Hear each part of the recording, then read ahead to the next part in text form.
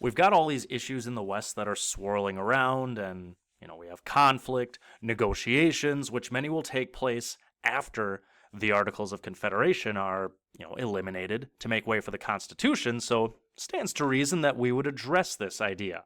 Why gather in Philadelphia in the first place, which is where the Constitution was written? Now, prior to this, the war, which was sometimes called the cause, was really the only thing that held the states together. Now, with that gone, they simply resumed acting like what historian Joseph J. Ellis has called a 1780s European Union. Now, really, when it says the Articles, we're talking Articles of Confederation. Our first national government really was designed to get us through the war, and that's it. It just kind of stuck around afterwards because we didn't really have anything else.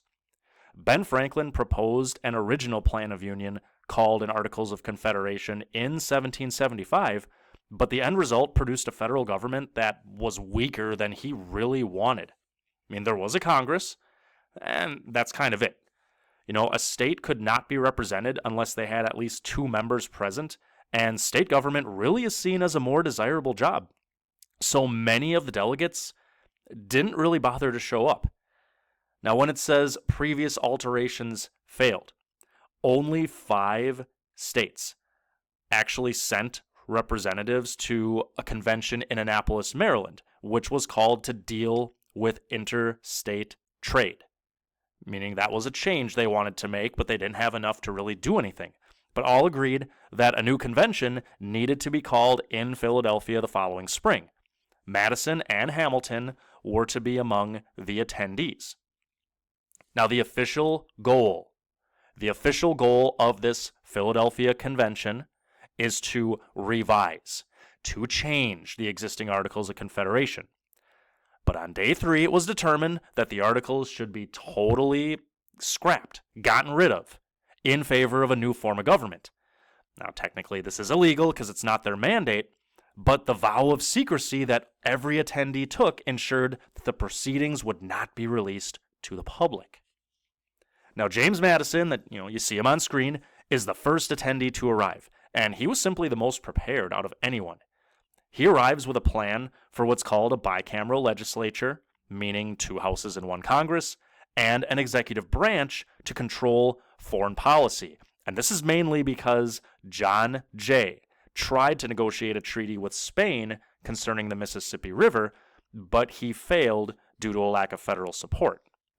He felt that a large federal government would actually work in an area as large as the United States because the competing interests would consistently check each other, and really no one region of the nation would dominate. Now, he took notes on the proceedings, and he did not have them published until he sold them to Congress near the end of his life so that his wife could get an income. He thought that Congress would buy them for $100,000, but Congress paid $30,000 for the first 3 volumes. But since he actually took careful notes, that's why we refer to him as the father of the Constitution. Now we have 55 delegates from 12 states. Rhode Island sent nobody. John Adams and Thomas Jefferson were actually out of the country and not present at the convention. Adams was in favor, and Jefferson a little more hesitant. Washington shuffled his feet on whether or not he would actually attend because he really wanted to retire following the end of the Revolution. But he did recognize the need to completely reform the Articles of Confederation. Now, even of those in attendance, you see that there were 3 non-signers. I mean, 2 of the more prominent revolutionary personalities, Sam Adams and Patrick Henry, refused to attend. Just refused to go, meaning that the people who showed up mainly wanted a stronger national government, so it makes sense that that's what we've got. 3 non-signers. Edmund Randolph of Virginia refused to sign. George Mason of Virginia refused to sign.